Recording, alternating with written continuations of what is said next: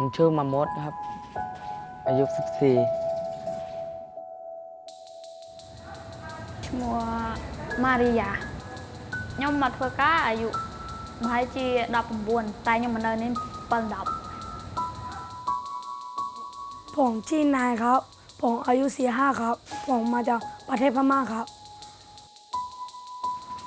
ผมชื่อชายครับอายุ14มาจากกัมพูชา Thailand's geographic location and strong economy within ASEAN make it an attractive destination for migrant workers from the neighbouring countries in the Mekong sub-region. Its long and porous borders offer a myriad of entry points for migrants from Cambodia, Myanmar and Laos, who often cross the border illegally on their journey towards the major cities and industrial zones in the country.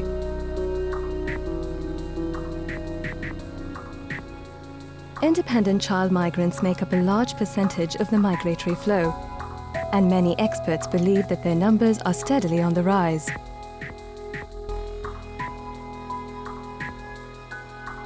Limited attention has been given to the motivations, outcomes and rights of those children who are voluntarily and independently choosing to migrate to Thailand to work.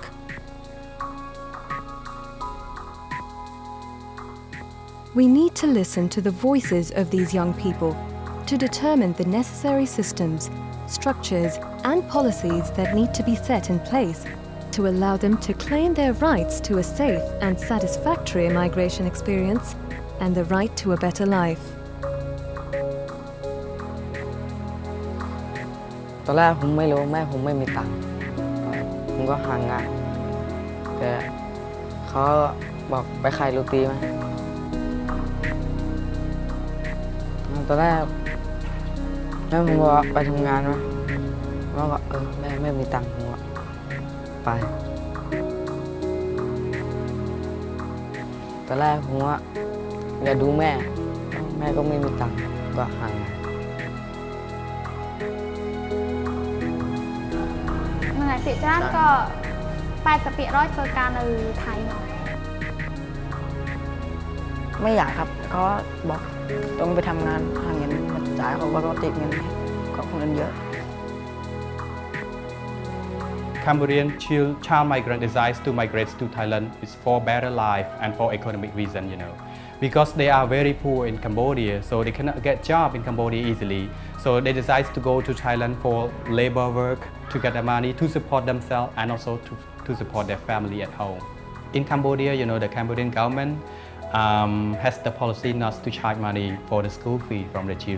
the student. However, the poor family in Cambodia they still not afford.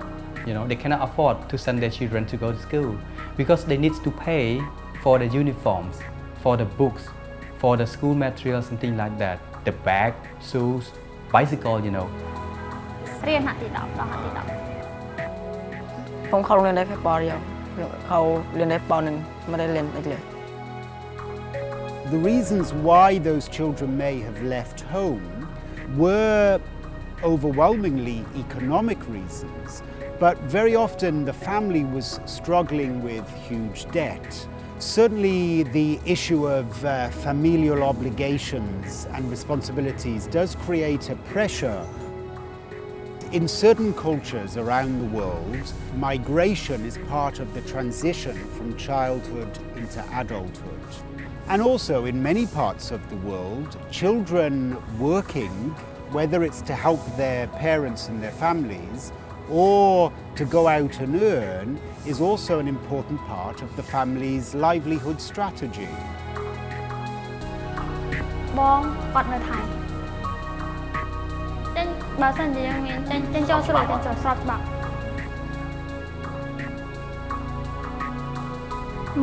มาจากเรียนนอกครับเรียนนอกอย่างเงี้ยมาการเรียนแล้วก็คือเรียนนอกแล้วก็มาการรถโต้ประเทศไทยครับมากับคนอื่นๆแต่ไม่เคยรู้จักกันแต่นั่งรถมาร่วมกัน20 กว่าคนครับโตเป็นผู้ใหญ่แล้วครับซ่อนกับนอนตรงกระบะรถครับนอนแบบมันไม่มีอะไรเลย เขาไม่ไปด่านที่มีไม่ไปทางที่มีด่านตำรวจก็จะหาทางลัดไป So before they cross the border through like kind of unofficial channel, they already contact with the broker or they already contact with the employer in Thailand. So when they cross the border, so the employer or the broker will come and pick them up from the border. Many child migrants, they cross the border without legal document. You know why? Because if they cross the border with legal document, they have to be a legal age.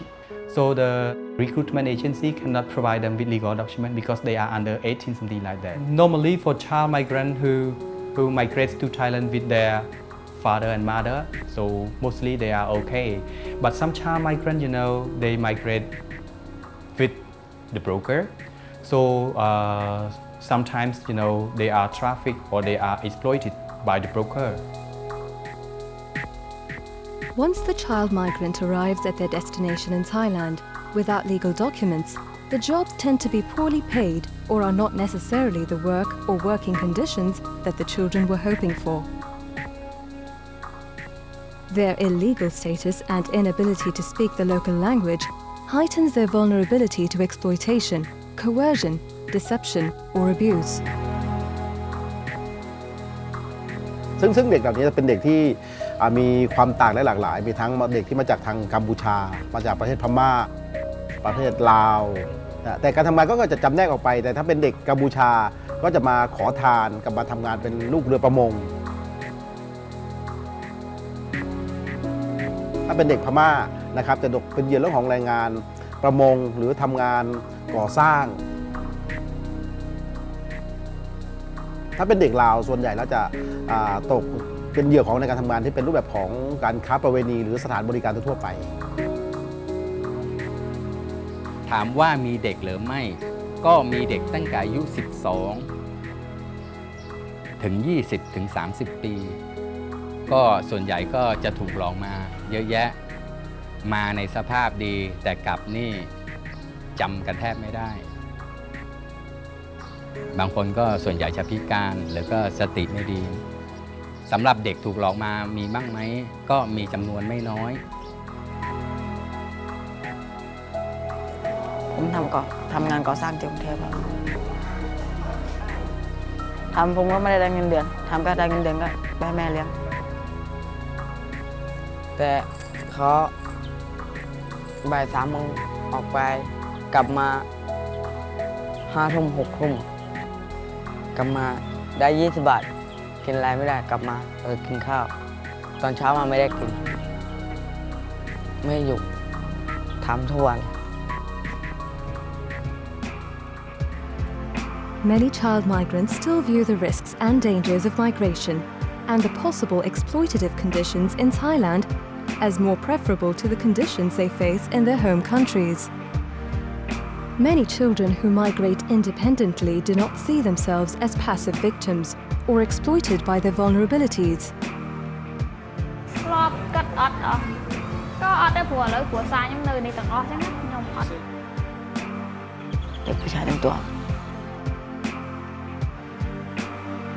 The Thai government has responded to the issues of irregular and undocumented migration through a range of laws. Although the main categories of work where you find most migrants working and with a high chance for exploitation are excluded. And Thailand's Child Protection Act of 2003 is restricted to Thai nationals only.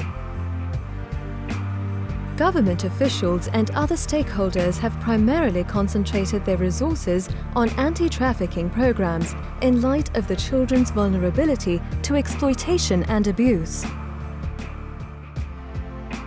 I began to realize there were a large number of children that had migrated for economic reasons, but they fell into the legal category of trafficked children. Stopping child trafficking has got to be one of our biggest priorities. But because there is no differentiation between the prevention and protective mechanisms we would normally use for trafficked children and those for migratory children, the interventions are less effective. This overgeneralization of the child migration phenomenon can work against the child who may need systems and protections that reflect the diversity of child migration. We have our opinions, we have our learnings, we have our perceptions. But until we can go out and listen to the children more and find out what are their aspirations, what do they feel they are able to do, why do they want to migrate, until we listen to them more, then we are always going to be in danger of designing interventions or policies or programs which are not actually tackling the real challenges and root problems. You need to listen to the voices of the children.